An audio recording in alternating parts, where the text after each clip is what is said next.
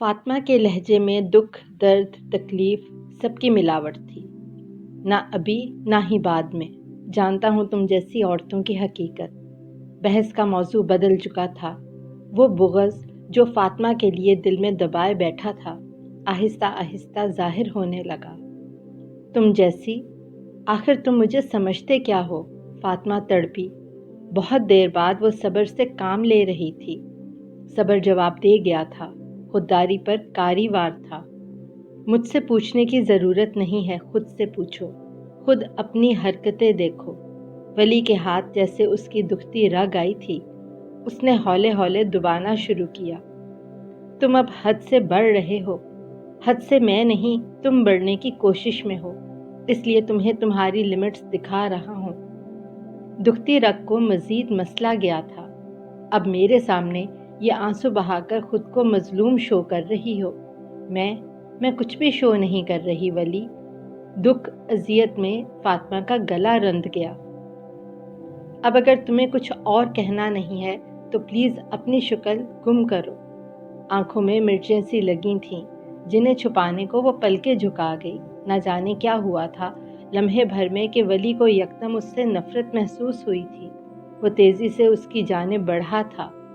فاطمہ اس افتاد پہ پہلے تو گھبرائی، اس گھبراہٹ میں وہ پیچھے کی جانب ہٹی۔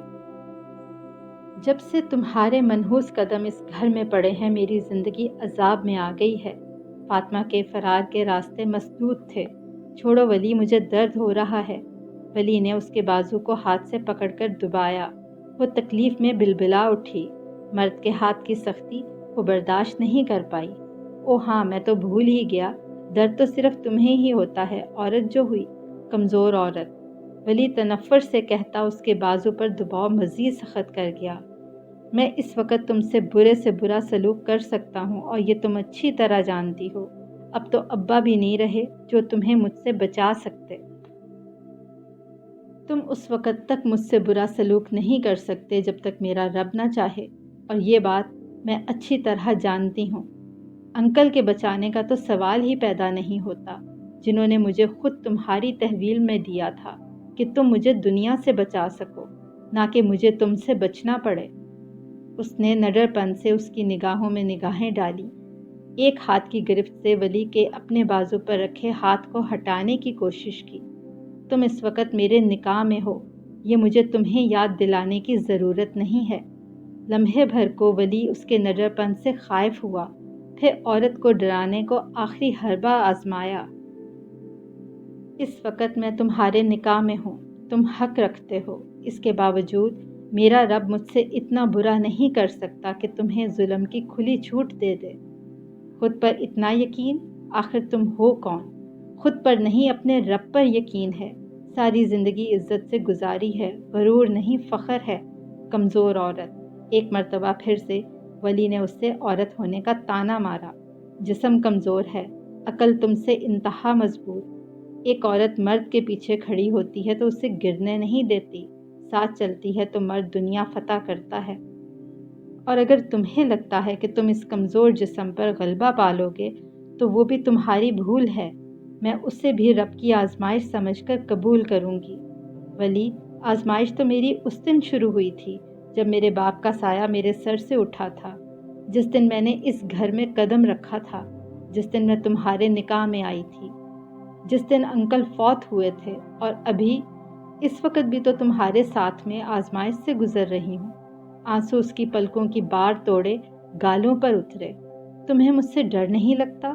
ولی نے اسے آخری حد تک ڈرانے کی کوشش کی تھی۔ مجھے اپنے رب کے رحم دل ہونے پر پورا یقین ہے، فاطمہ نے ہنوز اس کے چہرے پر نگاہیں جمائے ہوئے کہا۔ تمہیں شاید معلوم نہیں، میں نے اس وقت پی رکھی ہے، چاہوں تو تمہارے ساتھ کچھ بھی کر سکتا ہوں، آخر مرد ہوں۔ عورت ایک مرد کے سامنے تن کر کھڑی تھی، کوئی دھمکی اس پر کارگر نہیں تھی۔ تم جب بھی گھر میں موجود ہوتے ہو میری کوشش ہوتی ہے باوضو رہوں۔ اگر میں تمہارا یقین توڑ دوں، سمجھتا کیا ہے تمہارا رب؟ دو بدو جواب آیا تھا کہ ولی اس کو کھلا چیلنج کر بیٹھا۔ آنسو فاطمہ کے گالوں سے گردن تک کا فاصلہ طے کر گئے تھے۔ وہ سمجھتا نہیں ہے، وہ قادر مطلق ہے۔ وہ تو انسان ہے جو اشرف المخلوقات ہونے کے گھمنڈ میں خود کو خدا سمجھ لیتا ہے۔ تم تو صرف انسان ہو ولی، نام کے ولی۔ ولی کہلانے کا تو تمہارے بارے میں صرف سوچا گیا تھا، لیکن تمہیں ولی کا عہدہ نہیں ملا تھا۔ ولی کے ہاتھ کی گرفت اس کے بازو پر ڈھیلی ہوئی تھی۔ ایک آنسو گال سے تھوڑی پر آ کر رکا اور پھر ولی کے آستین میں جذب ہو گیا۔ دماغ خراب ہو گیا ہے تمہارا، آئندہ میرے راستے میں مت آنا۔ میں تمہارے راستے میں کبھی خود سے نہیں آئی، لائی گئی ہوں۔ اس میں اللہ کی کیا حکمت ہے، یہ بات میں آج تک نہیں سمجھ پائی۔ اگر تمہاری سمجھ میں آئے تو مجھے بھی بتانا۔ ولی کے غصے کا چڑھتا گراف رکا تھا۔ ولی نے بازو بے ساختہ ہی ہٹا لیا تھا۔ تمہاری بکواس میرے سر پر سے گزر رہی ہے، وہ پیچھے ہٹتے ہوئے بولا۔ میں تمہارے راستے میں ہوتی تو تمہیں دوسرے نکاح کا نہ کہتی۔ میں تمہارے راستے میں نہیں ہوں، نہ آج نہ کل، اور کبھی ایسا لگا کہ تمہارے راستے میں آ رہی ہوں تو راستے سے ہٹ کے تمہارے گزرنے کا راستہ خود بنایا ہے۔ فاطمہ ہنوز اپنی جگہ پر کھڑی تھی۔ ہٹو میرے سامنے سے۔ گھر آیا تھا چند لمحے سکون سے گزارنے کو، بے سکون ہو گیا۔ وہ کمرے سے نکل گیا تھا۔ ولی تم جس راستے پر چل نکلے ہو، اس راستے پر قدم قدم بے سکونی کے ڈیرے ہیں۔ یہ بات تمہیں سمجھ نہیں آ رہی۔ آنسو صاف کرتے ہوئے وہ بڑبڑائی تھی۔ کلثوم اماں بھی کو ناشتہ دے کر ابھی کچن میں اپنی چائے بنانے کی غرض سے آئی تھی کہ موبائل بجنے پر وہ کچن سلیب پر دھرے موبائل کی جانب لپکی۔ اسکرین پر امان اللہ کا نام بلنک کر رہا تھا۔ اس نے یس کا بٹن پش کیا۔ کلثوم اماں کہاں ہیں؟ کمرے میں۔ مختصر 2 حرفی جملے میں کلثوم نے جواب دیا۔ میری بات کروائیں اماں سے۔ شکستہ لہجے میں امان اللہ کی آواز سنائی دی۔ امان اللہ سب ٹھیک ہے نا؟ کلثوم کو اس کی آواز سن کر کچھ کھٹکا تھا۔ پتہ نہیں، اماں سے بات کروائیں، امان اللہ نے اصرار کیا۔ اماں بھی، امان اللہ کا فون ہے، آپ سے بات کرنا چاہ رہا ہے۔ وہ فون ہولڈ کیے اماں بھی کے پاس کمرے میں چلی آئی۔ تم پوچھ لو کیا بات کرنی ہے، مجھے تو اس سے کوئی بات نہیں کرنی۔ اماں بھی نے لیٹے لیٹے جواب دیا۔ آواز سے پریشان لگ رہا ہے۔ میں نے وجہ پوچھی، کہتا ہے پتہ نہیں۔ امان اللہ کی آواز اور لہجے کو سن کر اس نے اپنے طور پر اخذ کیا۔ اماں بھی کو بتانا ضروری سمجھا۔ اماں، وہ اماں بھی کی آواز سن کر پھوٹ پھوٹ کر رو دیا۔ وہ زندگی میں کبھی اتنا اکیلا نہیں ہوا تھا جتنا اس وقت خود کو محسوس کر رہا تھا۔ کبھی اتنا بے بس نہیں ہوا تھا۔ واپسی کے سفر پر پچھتاوے، ندامت قدم قدم پر تڑپاتے ہیں۔ اب ارادہ کر ہی لیا ہے واپسی کا تو فیصلے پر ثابت قدم رہنا۔ کلثوم نے اماں بھی کو بولتے دیکھا اور سنا۔ میں بہت اذیت میں ہوں اماں۔ بہت دیر رو چکنے کے بعد اس کے آنسو ذرا تھمے تو وہ نڈھال سا بولا، میں کلثوم کو بھیج رہی ہوں تمہیں لینے۔ وہ ان کا اکلوتا بیٹا تھا۔ اس کا دکھ، غم ان کے دل پر بوجھ کی طرح ایک پہاڑ کی مانند گرا تھا، لیکن انہیں حوصلہ کرنا تھا۔ میں خود آ رہا ہوں آپ کے پاس۔ ہمیشہ اپنی کرتے ہو، جب کہا ہے کلثوم آ رہی ہے تمہارے پاس تو تھوڑا صبر کرو۔ وہ بیٹے کے غم پر غم زدہ تھیں، لیکن اپنا غم اسے محسوس کرا کر اس کے غم کو بڑھانا نہیں چاہتی تھیں۔ جاؤ کلثوم، وہ تمہارا انتظار کر رہا ہے۔ میں کہاں جاؤں؟ کلثوم ناسمجھی کی کیفیت میں بولی۔ امان ولا۔ مختصر الفاظ میں جواب آیا۔ کتنے ہی پل وہ حیرت آنکھوں میں سموئے بے یقینی کی کیفیت میں اماں بھی کو دیکھتی رہی۔ آپ مجھے امان ولا بھیج رہی ہیں؟ دائیں ہاتھ کی شہادت کی انگلی اپنی جانب کرتے ہوئے وہ بوئیں اچکاتے ہوئے بولی، میں نے آج تک تمہاری کسی بات، کسی فیصلے سے اختلاف نہیں کیا۔ تمہارے تمام فیصلوں کے صحیح ہونے پر کبھی مجھے یا تمہارے انکل کو شبہ نہیں رہا۔ اس بات کی تم بھی گواہ ہو کہ میں نے بھی آج تک اپنے کسی فیصلے کو تم پر لاگو نہیں کیا، لیکن آج میری بات کو چاہے حکم سمجھو یا خواہش۔ 2 ٹوک لہجے میں اماں بھی بولی تھیں، جیسے آپ کہیں اماں بھی، آپ کا حکم سر آنکھوں پر۔ امان اللہ کی واپسی کے سفر میں چاہتی ہوں تم اس کے ساتھ ہو، تاکہ اس کی واپسی کی مشکلوں میں کچھ آسانی رہے۔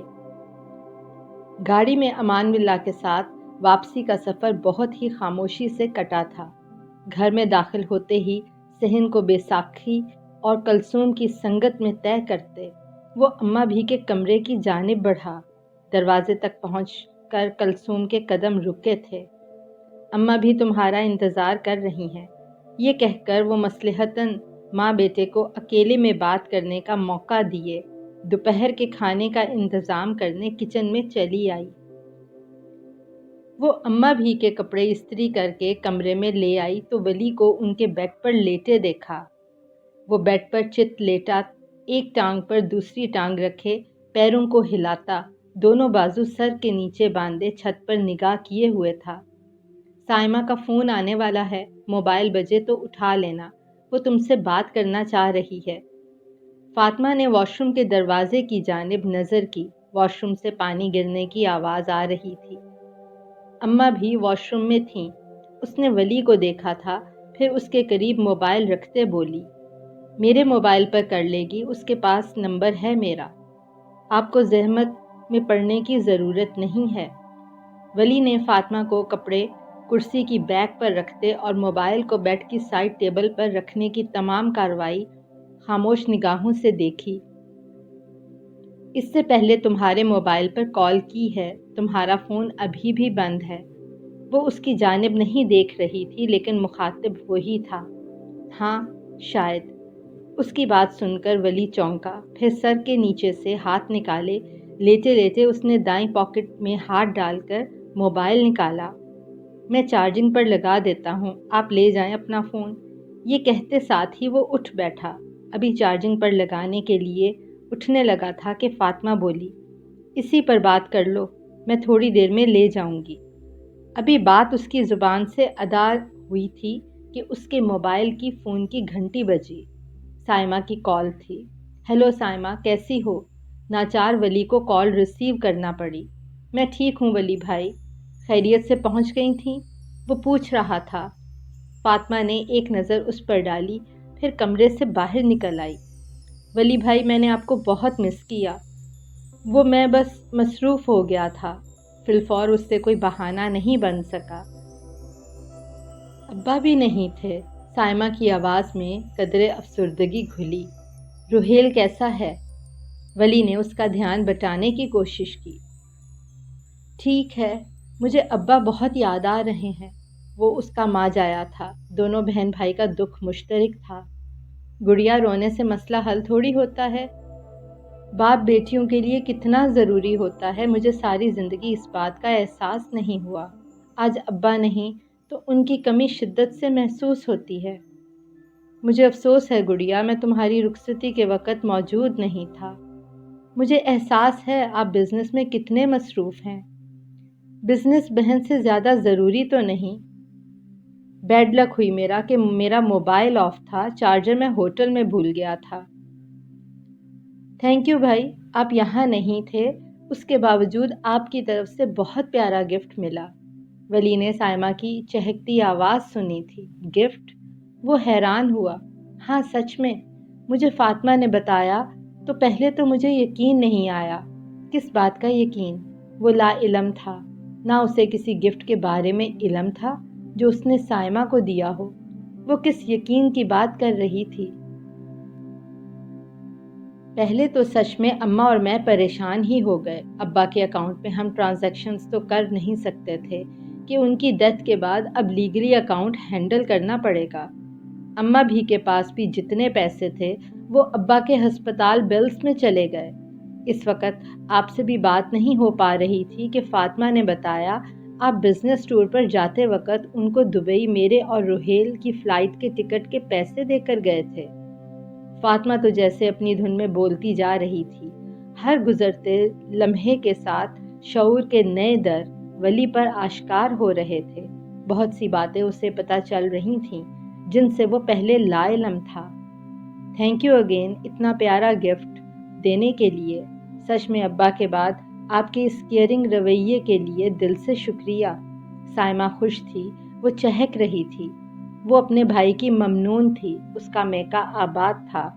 باپ کے بعد کوئی اس کا خیال رکھنے کو تھا۔ اور بھی کوئی ڈیوز رہتے ہوں تو بتانا، پیسے کی فکر نہ کرنا، ولی بولا تھا۔